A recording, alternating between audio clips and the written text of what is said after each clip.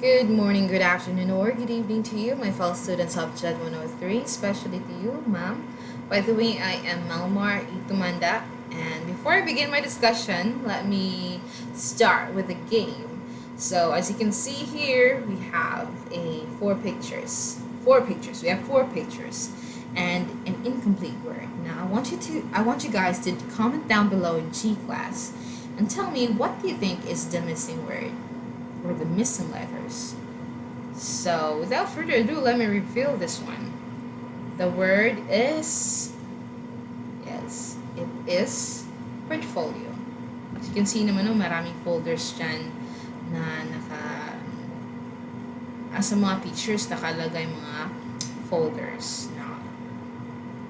Now, without a doubt, it is all about portfolio. Now, we already discussed what is portfolio, right? My other members or my team already discussed what is portfolio, what is the purpose of the portfolio, and now it's my turn to talk about the steps in planning and implementing portfolio assessment. So, the word assessment. So, paano ba mag-assess ng portfolio? So, okay. Before that, again, let me remind you what is a portfolio. So, according to a dictionary, a portfolio is a purposeful, systematic process of collecting and evaluating student products to document progress toward the attainment of learning targets. So, ang portfolio, marami siyang nilalaman, no? It's a compilation of the different activities in our classroom. So a portfolio is parang a storage of those activities, most likely paperworks. No? According to Porter and Cleland Bailey, collection of artifacts, reflective narrative, and to help us, both students and teachers, to understand the learning, no? The progress of learning of our students. So, yes, and with the help of portfolio, we gain insights with that, you know, and get to reflect if there is an improvement or not.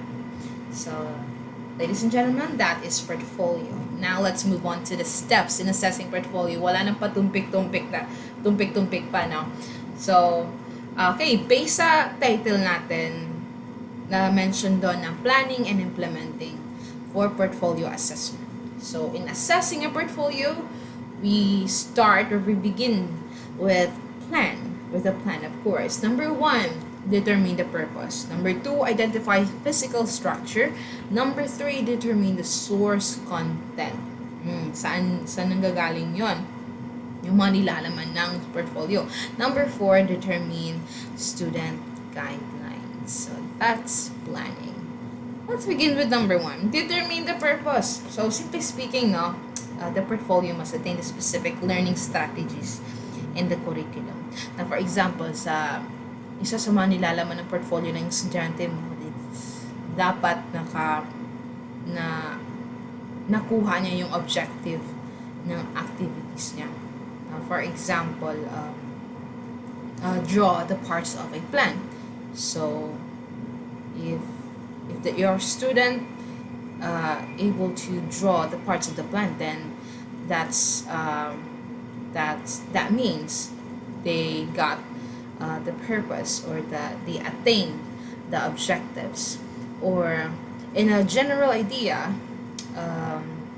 they get to organize their activities. No, the one of the objectives of this portfolio thing is let the students have this skills of organizing their activities, and that way they attain the objectives, which is organizing.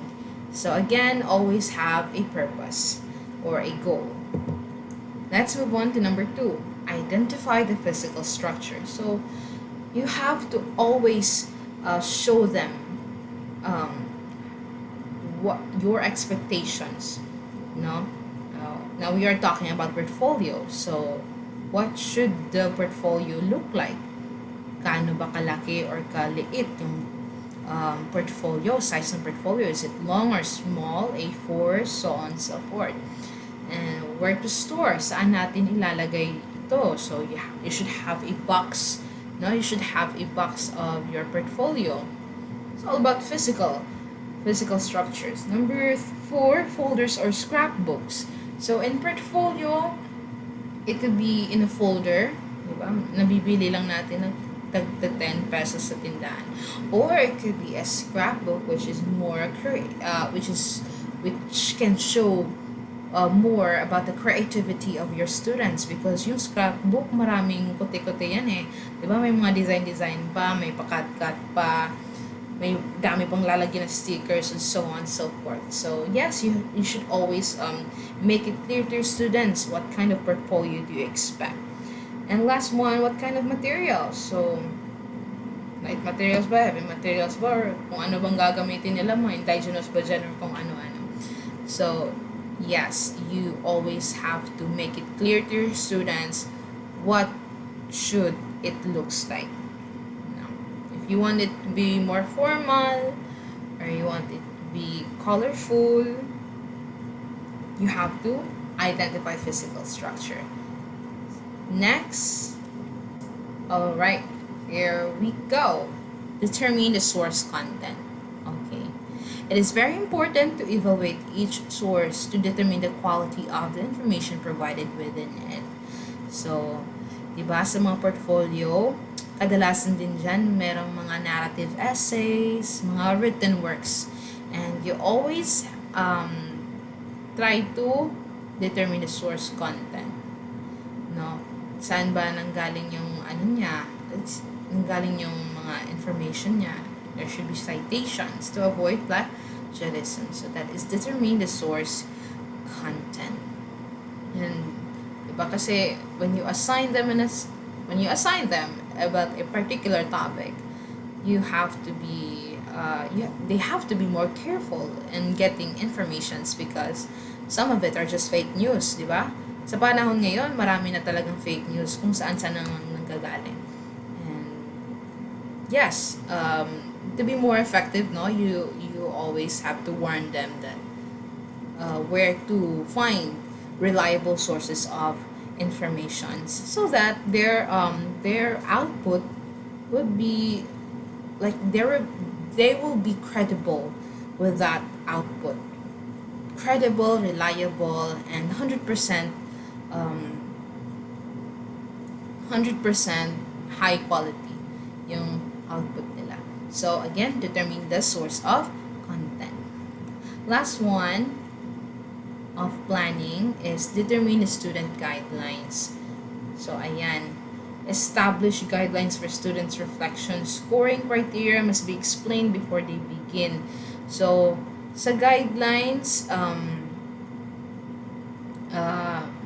doon na ibibigay yung mga instructions mo, no? Doon na ibibigay instructions mo, your expectations, how it looks like, or ano ba dapat makikita mo. So, sasabihin mo, okay children, sa portfolio nyo, ilagay nyo dito yung title, pangalan nyo, the submitted to, my name, teacher, chu, ganyan, and so on, so forth.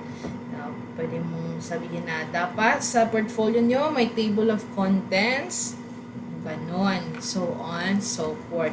And don't forget about scoring criteria. Or kumbaga mga rubrics, doon kasi nila it's another form or it's another term of guidelines, which is rubrics. Diyan sila nagbabase sa kanilang output. So you have to give them a rubric, and so they will refer to it. Example, sa nakalagay sa rubric, cleanliness or neatness of the portfolio. 5 points kung malinis na malinis, 3 points kung merong marumi, and 1 point pag masyadong marumi, or unorganized, messy. So ayun. So you always have to determine student guidelines, enable for you to meet your expectations. Kuha ba mga teachers? Okay. So we're done with planning. Let's move on to implementing. Ito na, mag-i-implement na tayo. We will gain the actual output. So how to gain that actual output? Number one, or how to assess pala, how to assess that output. Number 5. Number 1 is review with the student. So, ayan, meron na tayong output. For example, nanyan ang output, we have to assess it. So, you have to review with the students, which are going to explain later on. Number 6, self-evaluation of contents. So, in that word self-evaluation, sino kaya magsa-self-evaluate? Si teacher ba? Okay, we're going to talk about that later on. Number 7, peer evaluation of contents. The word peer, so it's not just them, it's the others. Number 8, student-teachers conference. Meron palang conference sa assessing portfolio, Ms. Tumanda. Opo. According to other, or the source of this topic, there is a student-teachers conference when it comes to assessing portfolio. And let's move on. Number 9, the last one, is returning the portfolio. So again, let's go back. Review with students. So in implementing or assessing the, like, kasagsagan na to meron ng output. So it's during implementing this activity, number 1 you should do is review with students. Katabi mo yung bata, you have to explain to your student what is involved in doing a portfolio. Okay, these are the followings that you need to do, or you need to concern about. Number 1, learning targets. Sabihin mo sa kanya, ito, dapat ma-achieve mo to, dapat ma-draw mo to, malagay mo ito, and so on, so forth. Dapat malagay mo yan sa portfolio mo, makikita ko dapat yan. Saan dito yung ganon. Number 2, give examples. It could be your best, one of the best output of your previous students last year or last school year. So, yan, ipapakita mo, ito, students, yung pinaka-high score sa akin noon. Ito yung gawa niya, tignan nyo. So that, when you give examples to your student, they will have this idea, or they have this mindset na, ganito pala yung ideal or standard ni ma'am in making a portfolio. So yes, you have to give examples, You have to, when you review with your students, give examples. Ganito ba, itong gagawin mo? For example, ganyan. Help your student. Not burn them with, worries na, wag mo sabihin na, sama na yung mga ano ba yung ginagawa mo? Mali yan, mali to. No, you are paralyzing them. You let them think na, mali lahat yung ginagawa ko. Hindi ko alam nang gagawin ko. Instead of degrading their output, you help them out. Give them clues, give them hints, give examples, so that they have this idea, or at least man lang may ma-follow sila na ideal model or role model. Ang dami ko nang sinabi sa give examples. Let's move on to number 3, let them ask. Don't do all the talking. Let them ask. Ma'am, pwede ba lagyan ng ganito, ma'am? You answer. Ma'am, magamit ba nito ng long paper or short paper? Conversation, communication is the key, in order to get rid of those concerns, get clarify, para wala nang medyo maraming tanong-tanong. Number 4, provide structure. So, provide structure, simply speaking, you have to provide clear instructions, para wala nang masyadong storya-storya. Or what I mean is, wala nang masyadong tanong-tanong. When you provide a clear instruction, then they can do it on their own, diba?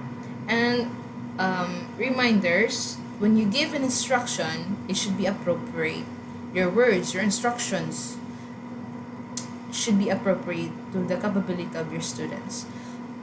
What I mean is, example, grade 1 yung student mo, tapos yung instruction mo pang college ang haba ng paragraph. No, it should be simple and understandable. Ganon ang mag-provide ng instructions. Klaro ba? Okay, let's move on to number 5. Student and teacher decide what to include. Uy, may ano pala si student, may right pala sila na anong pwedeng gawin sa portfolio. Number 1 dyan is choosing what color of the portfolio. Nangyari na ba yan sa inyo before? Tinatanong kayo ng teacher, anong gusto nyong color ng portfolio nyo dito sa section na to? The students will decide. Let them decide. Let them be involved in making this portfolio, this activity. Is with that, you will somehow caught their interest. Ito palang gusto nila. Ganito pala. Okay. I would consider that, this and those. So, always remember, let your student be involved in making decisions, especially in making a portfolio. So that's how you review with students. Let's move on to self-evaluation of content. So, okay, nandyan na yung nakagawa na sila ng portfolio. This is the time that you will give them self-evaluation. It's not you will assess, but them, the student mismo, the student themselves will evaluate their output. Now, there are examples here of questions that can help them evaluate their portfolio. Number 1, can you tell me what you did? Sasabihin nila, I made a plan, or the structure or the parts of the plant using indigenous materials.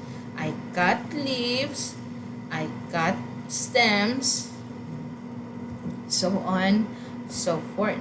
Number 2, another question, what did you like best? In that question, you will get the insight of your student na, ito pala yung gusto niya.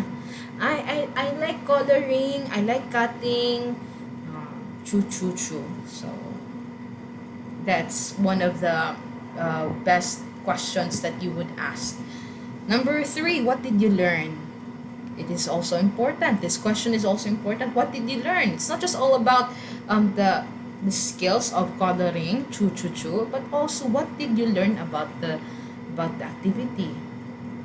Sasabihin niya doon, I learned that there are this kind of parts of plant, there are stem, the chlorophyll, that's the questions, no? What did you learn? Number 4, is there anything you would change? The questions are very interesting, no? Is there anything you would change if you had the chance to, may babaguhin ka ba? Sasabihin niya dun, I would like to change my answer, I would like to change this part. So in that na-evaluate nila yung yung output nila. Hindi ko gusto to. Sana mabago ko to. Ganito lang. So in that case, you will understand na she learned something. She learned from his mistake. She learned from her mistake. He learned from his mistake. So on and so forth. Last question, what are your strengths and weakness in this project? Sabihin niya dun, Ma'am, my weakness is drawing. Di ako marunong mag-draw. And my strength is answering the question kasi alam ko yung questions. So those are just examples of questions for self-evaluation. Assessing their own portfolio. Meron din nga dito an example of answer lang nila dito. May check, my scale 1 to 5, so on and so forth. Next, let's move on to peer evaluation content. So in this part, there will be analysis, constructive and supportive criticism. No, it could be their classmate, their seatmate, or their parents. Yes, you can include their parents in um, evaluating their portfolio, and in that way, they will know their performance of their students in your class. That is also the good part of this peer evaluation. And ayun, there is an example here, the name of the student, the reader, it could be their classmate or their parents. So ayun, they will get an insight from other person. So that's the good part of peer evaluation. Let's move on to the student-teacher conference. Dito na mai-involve si teacher. So, what will happen in student-teacher conference? Number 1, conference. Conference will happen before returning portfolio, of course. So, it could be annual or by month. You will monitor their portfolio. So you will ask them if they follow the instructions, is there any clarification, where do you need help, so on and so forth. Next, clarify purposes. So in student-teacher conference, nasabi ko na pala, no? This is the part where you clarify the purposes. Again, you always remind them the goals, na ano ba't dapat ang gawin nila. Kasi baka iba yung ginagawa nila, hindi na meet yung expectations mo. So, always clarify your purposes and the procedures. No? Anong dapat yung gawin? Baka yung procedures mo na sinabi doon is drawing. Ang ginawa nila, nag-cut lang ng picture, nagpa-print lang tapos ginanon. Always clarify the purposes and procedures. Next, comparing reflections. So, okay. So, dito na magagamit yung student's evaluation and your own evaluation as a teacher. You compare your reflections. Sabihin niya doon, ma'am, I learned how to ganito, I learned how to cut things, to be creative. Then your reflection mo din na, you're really good at this point, you're really bad at this point, this is where you have to improve. That is why weakness needs to be communicated. Wag lang yung puros papuri, okay?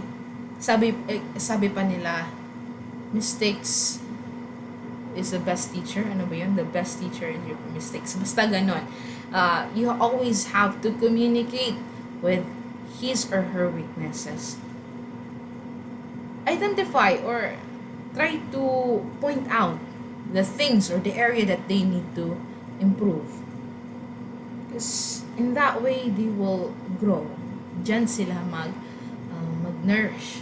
That's how you nourish a child. Point out this weakness. So again, student-teacher conference, it is between you and your student. Okay? And at last, after all of those things, planning, implementing, it is time to return the portfolio. You have to return the portfolio because it is theirs, no? Pina-comply mo lang yan kasi you have to evaluate their output or their progress of learning. So, again, you can return the portfolio or not. Depends on them, but usually ginabalik ng mga teachers yung mga portfolio kasi if hindi niya ibabalik, hindi babalik ng teacher, mapupuno yung classroom natin, no? And yung portfolio is also serve as their souvenir, no? Makikita nila doon, ganito pala yung ginawa ko noon, grade 1 ako, ganito pala yung ginawa namin yung grade 2, malaki yung score ko nito. So that's one of the benefits of returning the portfolio. Hindi magsta-stuck sa room ni teacher and souvenir ni student.